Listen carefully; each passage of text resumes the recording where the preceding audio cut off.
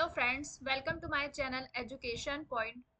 आप में से जो भी प्रयोगशाला परिचारक और प्रयोगशाला टेक्नीशियन परीक्षा की तैयारी कर रहे हैं उनके लिए क्लास काफ़ी इम्पोर्टेंट होने वाली है, क्योंकि बहुत अच्छे लेवल्स के क्वेश्चंस लिए हैं मैंने इस वीडियो में।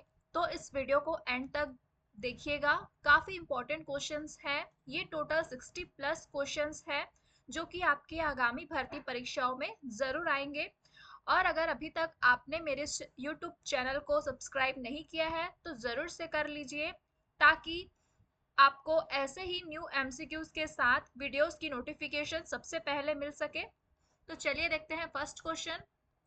इसमें मैंने परमाणु से संबंधित महत्वपूर्ण प्रश्न दिए हैं। फर्स्ट क्वेश्चन है, एक ही प्रकार का परमाणु निम्न में से किसमें मिलता है? ऑप्शन ए खनिज यौगिक, ऑप्शन बी खनिज मिश्रण, ऑप्शन सी प्राकृत तत्व या ऑप्शन डी उपयुक्त में से कोई नहीं।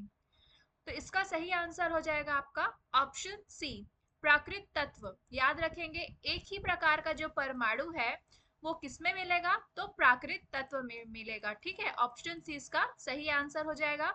नेक्स्ट क्वेश्चन है, परमाणुवीय नाभिक किसने खोजा था? Option A Rutherford, option B Dalton, option C Einstein, option D Thomson. तो परमाणुवीय नाभिक किसने खोजा था? तो वो थे आपके रदरफोर्ड, है ना। ऑप्शन ए इसका सही आंसर हो जाएगा। तो परमाणु यानी कि एटम के नाभिक की खोज किसने की थी? तो अर्नेस्ट, इनका पूरा नाम क्या था? तो याद रखेंगे, अर्नेस्ट रदरफोर्ड। ठीक है, रदरफोर्ड नहीं दिया, सिर्फ अर्नेस्ट दिया तो भी इसका आंसर क्या होगा?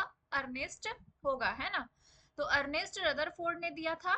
कब दिया था? तो वर्ष, इसका वर्ष भी आप लोग याद रखिए, वर्ष दिया था 1911 में। ठीक है, नेक्स्ट है, एटम में न्यूट्रॉन की खोज किसने की थी? एटम यानी कि यहाँ पर परमाणु की बात हो रही है ना। ऑप्शन ए है J Thomson, option B Chadwick, option C Rutherford, option D Newton. तो परमाणु यानी कि एटम में न्यूट्रॉन की खोज किसने की थी?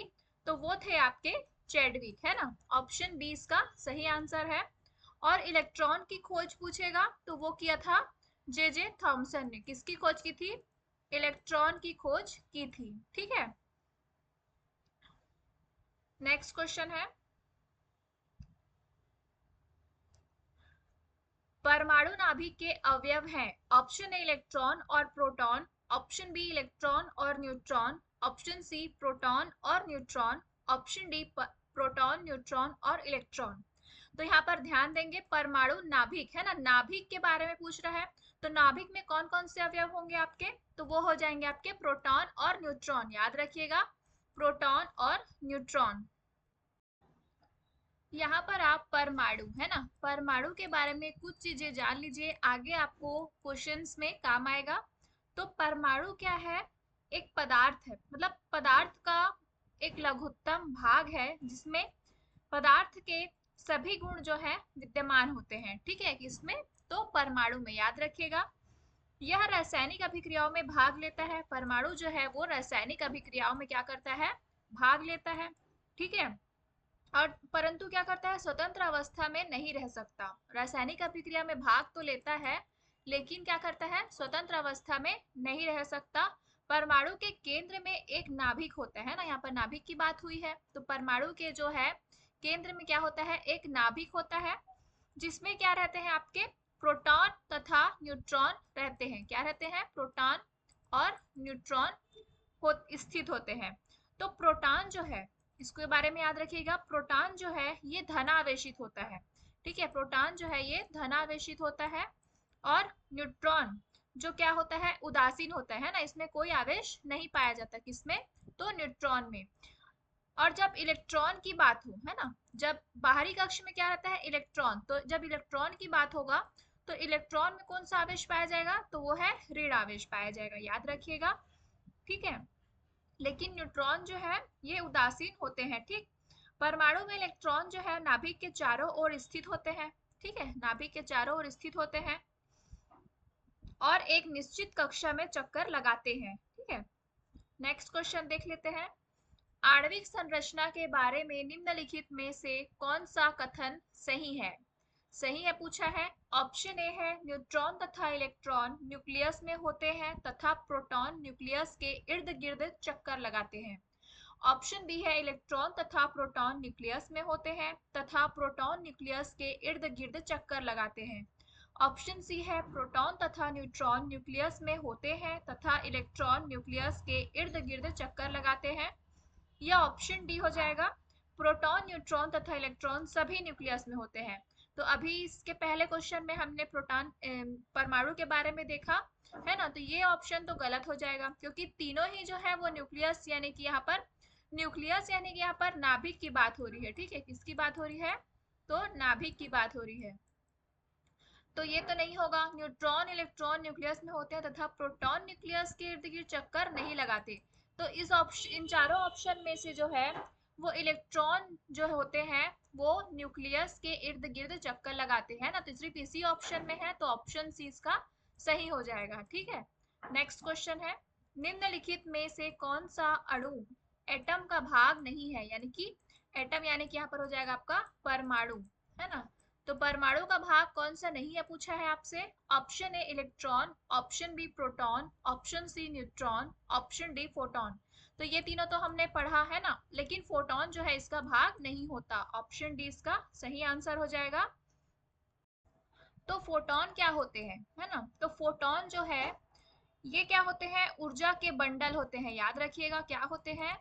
ऊर्जा के बंडल होते हैं। ठीक है, ऊर्जा के बंडल होते हैं जो प्रकाश के वेग से चलते हैं। ठीक, और जो सभी प्रकार की विद्युत चुंबकीय किरणों का जो निर्माण होता है वो किसके कारण होता है? तो इन्हीं मूल कणों से होता है। ठीक है, नेक्स्ट क्वेश्चन देखते हैं इलेक्ट्रॉन प्रोटॉन और न्यूट्रॉन। नेक्स्ट है निम्नलिखित में कौन एक अणु परमाणु कण नहीं है। अब यहाँ पर नहीं है पूछा है, कौन सा अणु परमाणु कण? ऑप्शन ए है आपका न्यूट्रॉन, ऑप्शन बी है प्रोटॉन, ऑप्शन सी है ड्यूट्रॉन या ऑप्शन डी है इलेक्ट्रॉन। इसका सही आंसर हो जाएगा ऑप्शन सी ड्यूट्रॉन। ड्यूट्रॉन जो है वो अणु परमाणु कण नहीं होते। ठीक है, अणु परमाणु कणों में इलेक्ट्रॉन प्रोटॉन और न्यूट्रॉन जो है वो शामिल है। इलेक्ट्रॉन प्रोटॉन और न्यूट्रॉन ये अणु परमाणु कण होते हैं। ड्यूट्रॉन क्या है? तो ड्यूट्रॉन एक स्थिर कण है। याद रखिएगा ड्यूट्रॉन क्या है? एक स्थिर कण है जिसमें एक प्रोटॉन तथा एक न्यूट्रॉन होता है। याद रखिएगा इसमें क्या होता है? एक प्रोटॉन होगा आपका और एक क्या होगा? न्यूट्रॉन होगा। नेक्स्ट क्वेश्चन है, अब ये कूट वाले प्रश्न हैं जो कि अभी सभी भर्ती परीक्षाओं में काफी पूछे जा रहे हैं। तो वीडियो को पॉज कर लीजिएगा, ये उसका कूट दिया है और ये देखते हैं हम पहले उसका क्वेश्चन क्या है ना।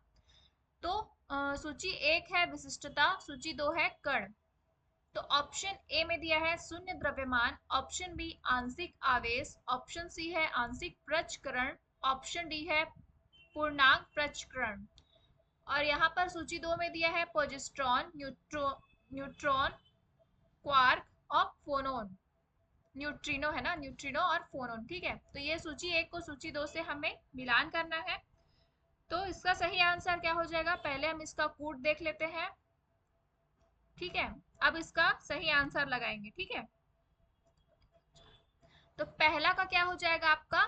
दूसरा शून्य द्रव्यमान हो जाएगा न्यूट्रिनो। आंशिक आवेश बी का क्या हो जाएगा आपका? तीसरा हो जाएगा। ठीक है, क्वार्क। और आंशिक प्रचक्रण सी का क्या हो जाएगा आपका? पहला पोजिट्रॉन। और पूर्णांक प्रचक्रण में क्या हो जाएगा? ऑप्शन 4 फोनॉन हो जाएगा। ठीक है, तो पहला का क्या है? दूसरा किस ऑप्शन में है? ये दोनों ऑप्शन में है। ठीक है, बी का क्या है हमारा? क्वार्क तीसरा, ये भी दोनों ऑप्शन में है। उसके बाद शून्य द्रव्यमान आंशिक प्रचक्रण तीसरा का क्या हो जाएगा? पहला। कौन से ऑप्शन में है? इसमें है, तो यही क्या हो जाएगा? सही हो जाएगा। ठीक है, ऑप्शन ए इसका सही आंसर है। नेक्स्ट क्वेश्चन देखते हैं, हीलियम के नाभिक में होता है ऑप्शन ए केवल एक proton, option B 2 proton, option C 2 proton एवं 2 न्यूट्रॉन, ऑप्शन डी 1 प्रोटॉन एवं 2 न्यूट्रॉन। तो इसका सही आंसर है ऑप्शन सी। ठीक है, हीलियम के नाभिक में क्या हो जाएगा? 2 प्रोटॉन होंगे और 2 न्यूट्रॉन होंगे। याद रखिएगा नेक्स्ट क्वेश्चन देखते हैं, निम्नलिखित में से किस में ऋणात्मक आवेश होती है? ऑप्शन ए किरण, ऑप्शन बी अल्फा कण, ऑप्शन सी बीटा कण या ऑप्शन डी है गामा किरण। तो इसका सही आंसर क्या हो जाएगा? Option C. याद रखिएगा बीटा कण, ठीक है, बीटा कण में जो है वो ऋण आवेश होती है बीटा कण में। तो यहाँ पर हम अल्फा किरण, बीटा किरण और गामा किरण के बारे में जान लेते हैं। अल्फा किरण जो है ये अल्फा कणों से बनी होती है, ठीक है। अल्फा किरण जो है ये अल्फा कणों से बनी होती है, जो क्या होती है? धनावेशित होती है। याद रखिएगा क्या होती है? धनावेशित हीलियम, धनावेशित हीलियम नाभिक होते हैं इसमें, ठीक है।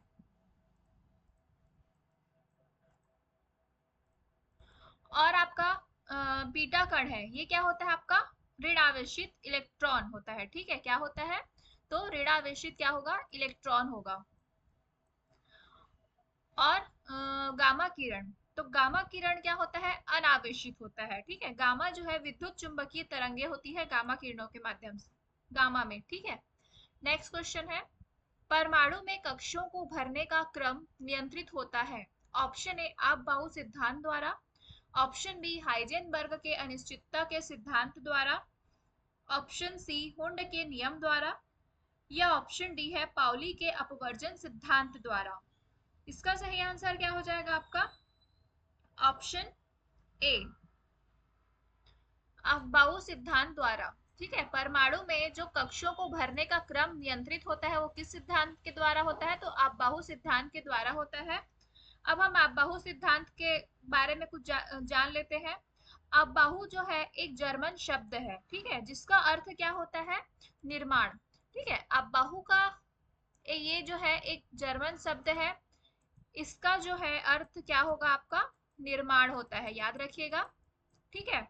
यह नियम तत्वों के इलेक्ट्रॉनिक विन्यास लिखने की एक आसान विधि प्रदान करता है।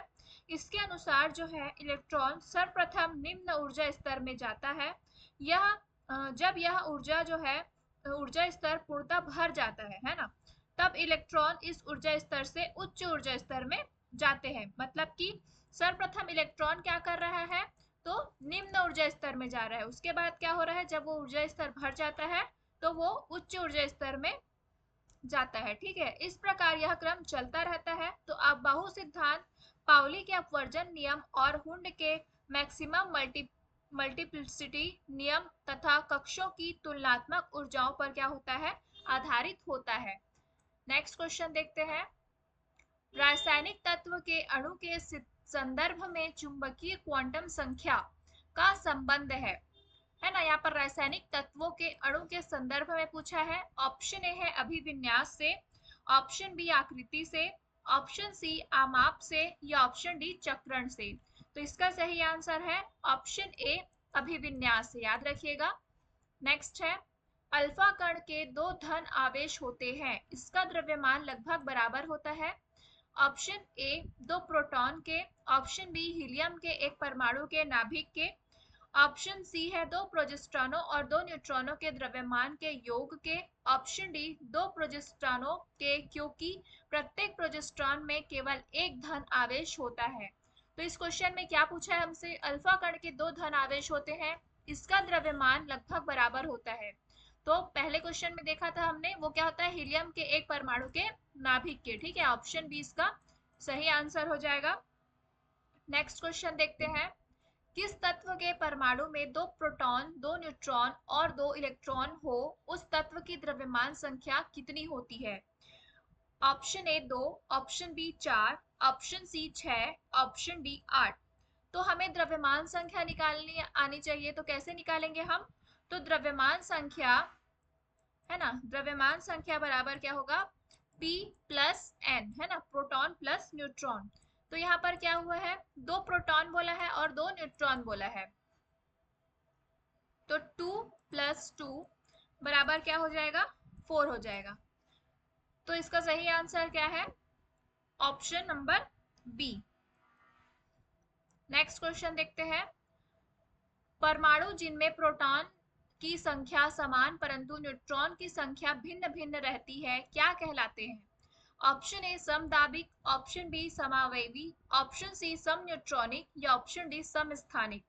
इसका सही आंसर है,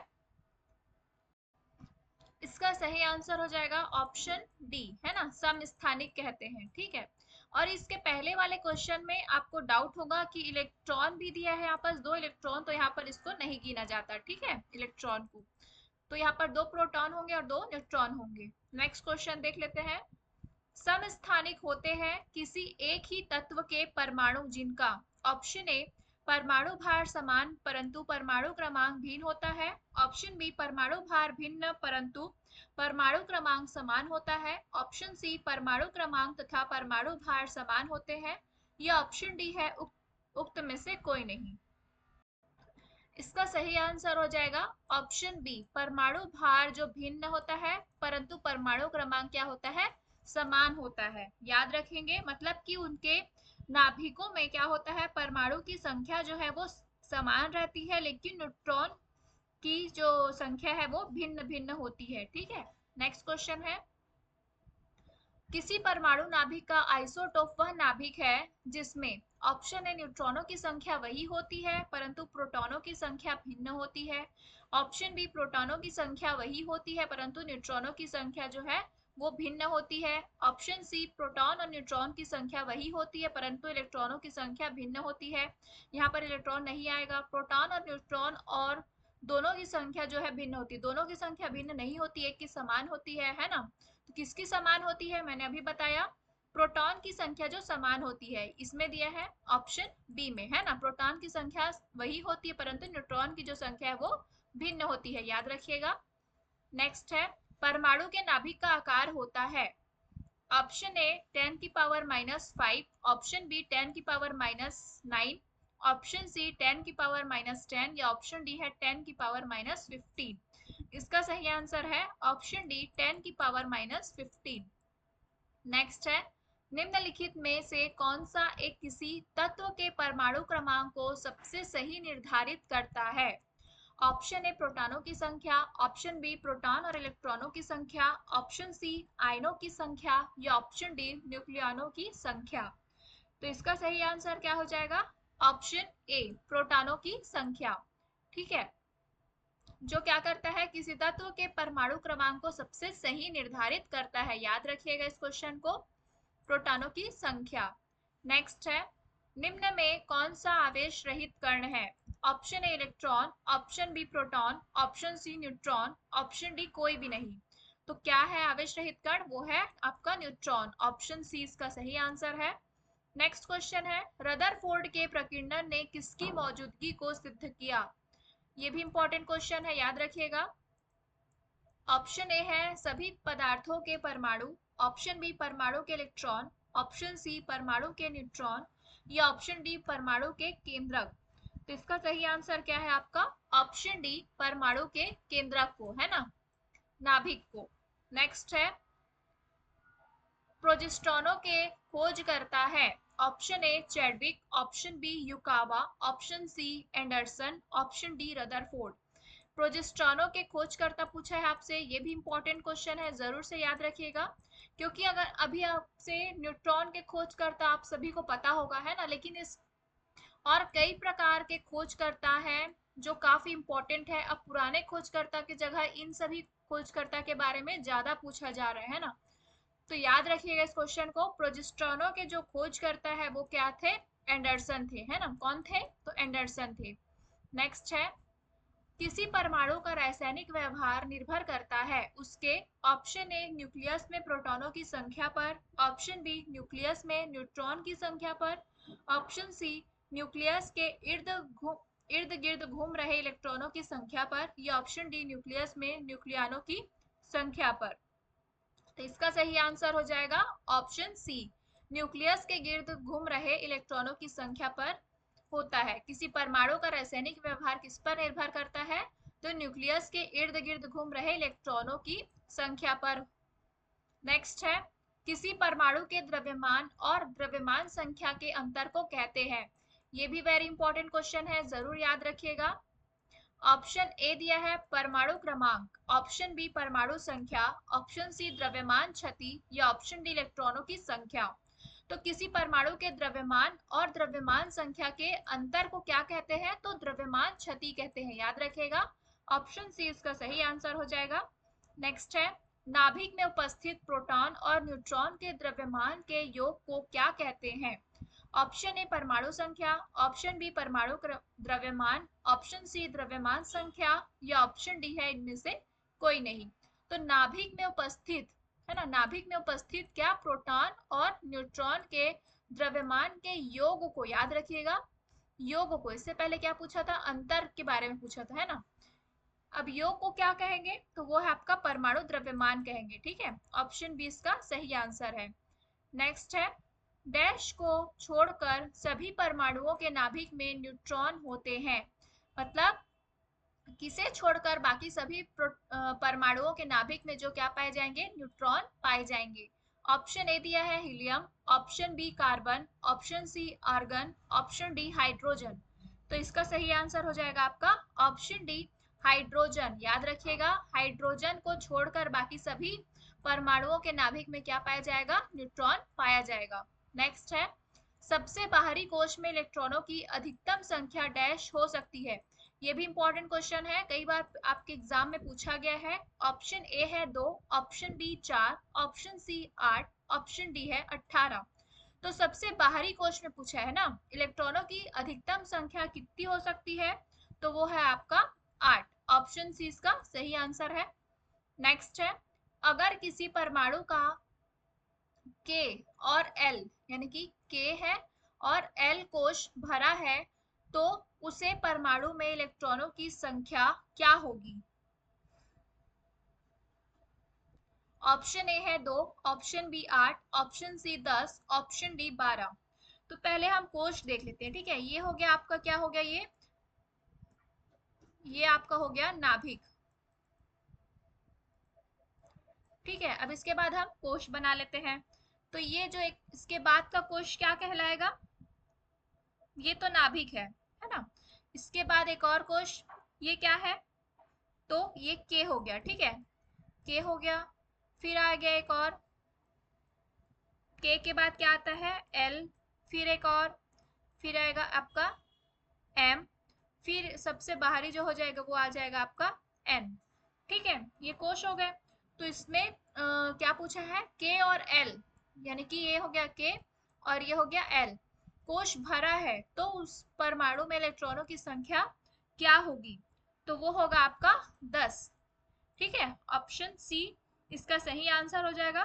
पहले कोश में 2 इलेक्ट्रॉन, दूसरे कोश में 8 इलेक्ट्रॉन, है ना। तो टोटल इलेक्ट्रॉन कितने हो जाएंगे? 2 + 8, तो ये हो जाएंगे आपके 10 इलेक्ट्रॉन, ठीक है। नेक्स्ट है, किसी परमाणु के बाह्यतम कक्षा में उपस्थित इलेक्ट्रॉन को क्या कहते हैं? ऑप्शन ए संयोजकता, ऑप्शन बी संयोजकता इलेक्ट्रॉन, ऑप्शन सी अक्रिय इलेक्ट्रॉन, या ऑप्शन डी है बाह्य इलेक्ट्रॉन। तो इसका सही आंसर क्या हो जाएगा? ऑप्शन बी संयोजकता इलेक्ट्रॉन। याद रखिएगा, वेरी इंपॉर्टेंट क्वेश्चन है ये। इसी प्रकार के क्वेश्चंस पूछे जाते हैं, बट आपको इनके बारे में पता नहीं होता तो आप कंफ्यूज हो जाते हैं ना। तो जरूर से याद रखिएगा, किसी परमाणु के बाह्यतम कक्षा में उपस्थित इलेक्ट्रॉनों को क्या कहते हैं हम? तो संयोजकता इलेक्ट्रॉन कहते हैं, ना कि बाह्य इलेक्ट्रॉन। बाह्य कक्षा पूछा है इसलिए बाह्य इलेक्ट्रॉन मत लगा लीजिएगा। इसका सही आंसर है संयोजकता इलेक्ट्रॉन, ठीक है।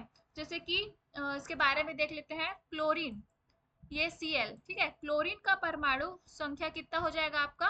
17 है, ठीक है। तो इसमें के कोश में कितने होंगे? 2 इलेक्ट्रॉन होंगे, एल में 8 इलेक्ट्रॉन होंगे, एम कोश में आपके 7 इलेक्ट्रॉन होंगे। तो बाहरी कोश में 7 इलेक्ट्रॉन है, ठीक है। बाहरी कोश में कितने इलेक्ट्रॉन हो जाएंगे आपके? 7। तो इसका संयोजकता इलेक्ट्रॉन क्या कहलाएगा आपका? 7 कहलाएगा। याद रखिएगा, संयोजकता इलेक्ट्रॉन जो है वो 7 कहलाएगा, ठीक है। एक बार और बता देती हूँ, इसमें के कोश में जो है वो आपके 2 इलेक्ट्रॉन हो जाएंगे, एल में आपके 8 हो जाएंगे, एम में 7 हो जाएंगे, ठीक है। तो बाहरी कोश में कितने हुए आपके? 7, है ना। नेक्स्ट है, जिन परमाणुओं के बाह्यतम कक्षा पूर्ण होते हैं उसकी संयोजकता कितनी होती है? Option A 8, option B 1, option C 0, option D 7। तो इसमें ये पूछा गया है कि जिन परमाणुओं के बाह्यतम कक्षा जो है वो पूर्ण है तो उसकी संयोजकता कितनी होती है, तो वो आपकी शून्य होती है ना, जीरो। ऑप्शन सी इसका सही आंसर हो जाएगा। नेक्स्ट है, जिनकी संयोजकता शून्य होती है उसे हम डैश तत्व कहते हैं। ये भी वेरी इंपॉर्टेंट क्वेश्चन है, याद रखिएगा। ऑप्शन ए है क्षारीय तत्व, ऑप्शन बी अक्रिय तत्व, ऑप्शन सी हैलोजन तत्व या ऑप्शन डी मृदा तत्व। तो उसे हम क्या कहते हैं, अक्रिय तत्व कहते हैं ना, याद रखिएगा। जिनकी संयोजकता जो है शून्य होती है उसे हम अक्रिय तत्व कहते हैं। नेक्स्ट क्वेश्चन है, हीलियम एक अक्रिय तत्व है। अब इससे और एक चीज पता चल गया कि हीलियम जो क्या है वो एक अक्रिय तत्व है ना, लेकिन इसके बाह्यतम कक्षा में इलेक्ट्रॉन है। ऑप्शन ए शून्य, ऑप्शन बी एक, ऑप्शन सी दो, ऑप्शन डी है 8। तो इसका सही आंसर क्या है आपका, ऑप्शन सी, दो। नेक्स्ट क्वेश्चन है, किसी तत्व की परमाणु संख्या वही होती है जितनी उस तत्व के परमाणु, ऑप्शन ए है में इलेक्ट्रॉन की संख्या होती है, ऑप्शन बी के नाभिक में न्यूट्रॉन की संख्या होती है, ऑप्शन सी के नाभिक में प्रोटॉन की संख्या होती है, या ऑप्शन डी है के नाभिक में प्रोटॉन और न्यूट्रॉन की संख्या होती है। तो इसका सही आंसर हो जाएगा ऑप्शन नंबर सी। किसी तत्व की परमाणु संख्या वही होती है जितनी उस तत्व के परमाणु के नाभिक में जो है वो प्रोटॉन की संख्या होती है। ठीक है, याद रखिएगा, ऑप्शन सी इसका सही आंसर है। नेक्स्ट क्वेश्चन है, निम्न में से कौन हाइड्रोजन का समस्थानिक है। Option A protium, option B deuterium, option C tritium या ऑप्शन डी है सभी। तो इसका सही आंसर क्या हो जाएगा, ऑप्शन डी सभी है ना। प्रोटियम भी है, ड्यूटेरियम भी है और ट्राइटियम है। ये प्रोटियम को हम कैसे लिखते हैं, ये क्या है आपका प्रोटियम। फिर आपका ड्यूटेरियम में क्या हो जाएगा 1H2। फिर आपका ट्राइटियम जो है वो हो जाएगा आपका 1H3। ठीक है। नेक्स्ट क्वेश्चन है, हाइड्रोजन के किस समस्थानिक के पास कोई न्यूट्रॉन नहीं है। अब नहीं है पूछा है, ऑप्शन ए है protium, option B deuterium, option C है ट्राइटियम या ऑप्शन डी है सभी। तो इसका सही आंसर हो जाएगा ऑप्शन ए, याद रखिएगा ऑप्शन ए।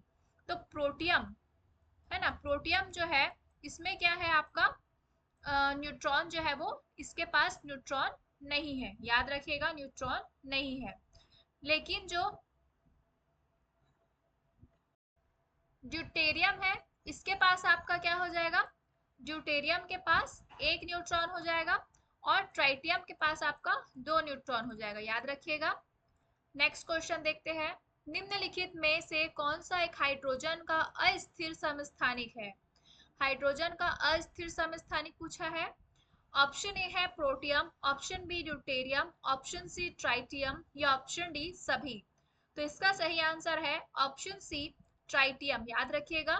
ट्राइटियम जो है वो अस्थिर समस्थानिक होते हैं, लेकिन ये जो प्रोटियम है और ड्यूटेरियम है ये दोनों क्या होंगे आपके, तो स्थिर होंगे।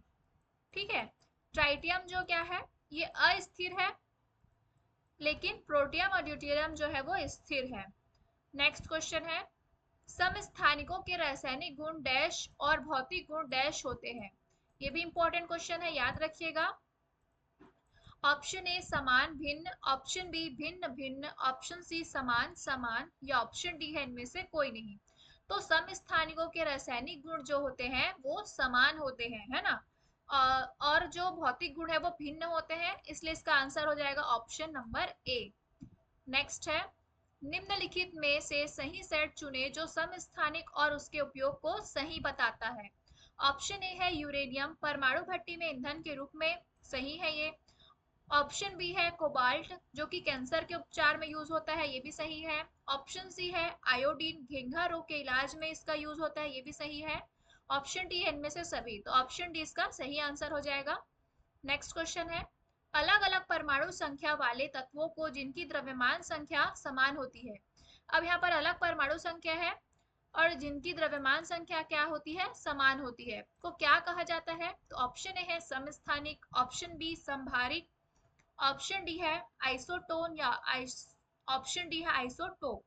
तो क्या कहते हैं उसे, हम संभारिक कहते हैं, याद रखिएगा ऑप्शन बी सही है इसका आंसर। ठीक है, अलग अलग परमाणु संख्या लेकिन उनकी द्रव्यमान संख्या जो है वो समान होती है, उसे हम संभारिक कहते हैं।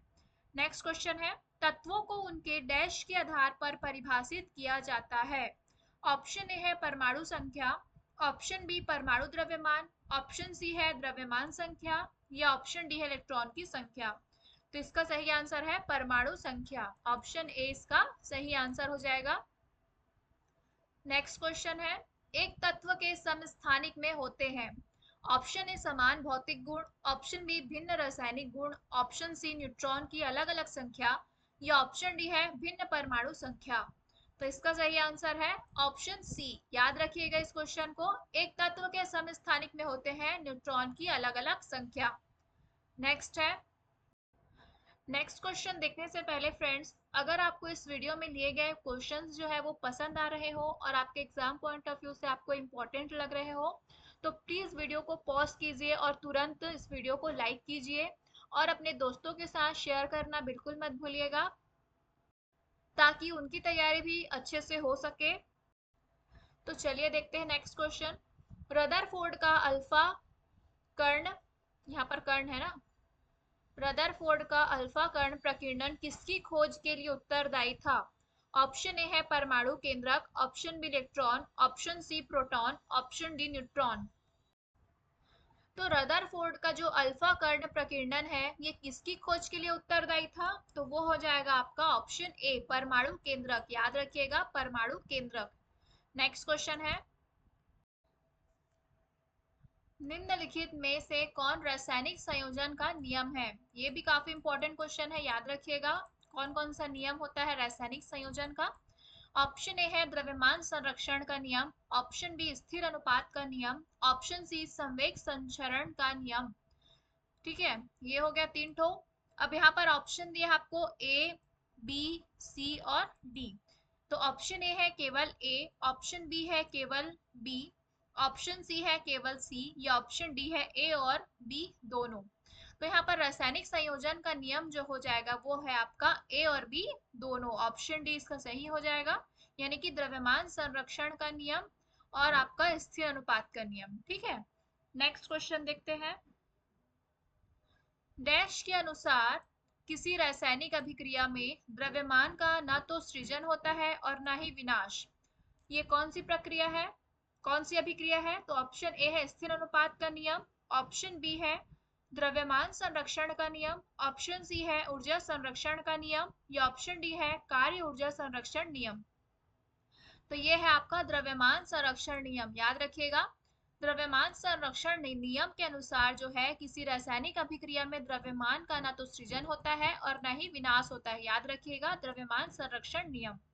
नेक्स्ट क्वेश्चन है, द्रव्यमान संरक्षण नियम किसने दिया? अब ये इंपॉर्टेंट क्वेश्चन है आपका, है ना, कि किसने दिया था। ऑप्शन ए है Lavoisier, option B Mendeleev, option C Dalton, या ऑप्शन डी बर्जीलियस। तो द्रव्यमान संरक्षण नियम जो है वो दिया था आपके लेवोजियर ने, ऑप्शन ए इसका सही आंसर है। नेक्स्ट क्वेश्चन है, किसी भी यौगिक के तत्व हमेशा एक निश्चित अनुपात में उपस्थित होता है, इसे क्या कहते हैं हम? स्थिर अनुपात का नियम कहते हैं, है ना। तो जिस डैश ने दिया था, मतलब कि स्थिर अनुपात का नियम किसने दिया था ये पूछा है। ऑप्शन ए है Dalton, option B Joseph Proust, option C Lavoisier, या ऑप्शन डी है बर्जीलियस। तो इससे किसने दिया था? जोसेफ प्राउस्ट ने दिया था स्थिर अनुपात का नियम, याद रखिएगा। नेक्स्ट क्वेश्चन है, डाल्टन के अनुसार किसी भी पदार्थ का सूक्ष्मतम कण परमाणु है, सूक्ष्मतम कण परमाणु है जो ऑप्शन ए विभाज्य है, ऑप्शन बी अविभाज्य है, ऑप्शन सी उदासीन है, या ऑप्शन डी है इनमें से कोई नहीं। तो इसका सही आंसर क्या है? ऑप्शन बी, है ना, अविभाज्य है। डाल्टन के अनुसार जो है किसी भी पदार्थ का सूक्ष्मतम कण परमाणु है ना, किसी भी पदार्थ का सूक्ष्मतम क्या कण क्या होता है? परमाणु, जो क्या होता है? अविभाज्य है। नेक्स्ट है, तत्वों के प्रतीक को सबसे पहले किस वैज्ञानिक ने दिया? ये भी याद रखिएगा, इंपॉर्टेंट क्वेश्चन है ये। ऑप्शन ए है Berzelius, option B Dalton, option C Charles, या ऑप्शन डी प्राउस्ट। तो यहाँ पर तत्वों के प्रतीक को, है ना, सबसे पहले किस वैज्ञानिक ने दिया था? तो वो थे आपके डाल्टन ने दिया था। याद रखिएगा डाल्टन ने दिया था। नेक्स्ट क्वेश्चन है, किस वैज्ञानिक ने सबसे पहले तत्वों के प्रतीक को देने के लिए अक्षरों का प्रयोग किया था? अब ये तो वेरी इंपॉर्टेंट है, जरूर याद रखिएगा। इसमें क्या पूछा था? पहले क्वेश्चन में तत्वों के प्रतीक को सबसे पहले डाल्टन ने दिया। अब यहाँ पर पूछा है कि तत्वों के प्रतीक को देने के लिए अक्षरों का प्रयोग किस वैज्ञानिक ने किया, है ना? तो ऑप्शन ए है Boyle, option B Charles, option C Berzelius, option D है लेवोजियर। तो वो हो जाएगा आपका बर्जीलियस। याद रखिएगा, बर्जीलियस ने दिया था, मतलब कि प्रयोग किया तत्वों के प्रतीक को देने के लिए अक्षरों का। नेक्स्ट क्वेश्चन है, IUPAC का पूर्ण रूप है? ये भी काफी इंपॉर्टेंट है ना? केमिस्ट्री में आपको इसका फुल फॉर्म पता होना ही चाहिए। ऑप्शन ए है international unity of pure and application chemistry, option B है international union of pure and application chemistry, option C है international unity of pure and applied chemistry, option D है international union of pure and applied chemistry. तो IUPAC का पूर्ण रूप यानी कि full form होता है, वो है आपका ऑप्शन नंबर डी, है ना? International union of pure and applied chemistry. याद रखिएगा। नेक्स्ट क्वेश्चन है, सल्फर की परमाणुकता कितनी है? अब यहाँ पर देख लेते हैं। Option A 2, option B 4, option C है 6, ऑप्शन डी है 8। तो सल्फर की परमाणुकता कितनी होती है? तो वो है आपका ऑप्शन डी, 8 होती है। याद रखिएगा कितनी होती है? तो 8 होती है ना। नेक्स्ट क्वेश्चन है, फास्फोरस के अणु में कितने परमाणु उपस्थित होते हैं? ऑप्शन ए है 2, option B 4, option C 6, option D है 8। तो इसका सही आंसर है 4। फास्फोरस के अणु में जो है कितने परमाणु उपस्थित होते हैं? तो 4। नेक्स्ट क्वेश्चन है, धातु और अधातु युक्त यौगिक आवेशित कणों से मिलकर बने होते हैं, इन कणों को डैश कहते हैं? Option A ion, option B अणु, ऑप्शन सी परमाणु, ऑप्शन डी है इलेक्ट्रॉन। ये भी काफी इंपॉर्टेंट क्वेश्चन है। तो धातु और अधातु युक्त यौगिक आवेशित कणों से मिलकर बने होते हैं, इन कणों को हम क्या कहते हैं? तो आयन कहते हैं। याद रखिएगा, क्या कहते हैं? आयन कहते हैं, है ना? जैसे एग्जांपल के तौर पर देख लीजिए, NaCl है, ठीक है? NaCl है, तो इसमें Na क्या है आपका? तो मेटल है, ठीक है?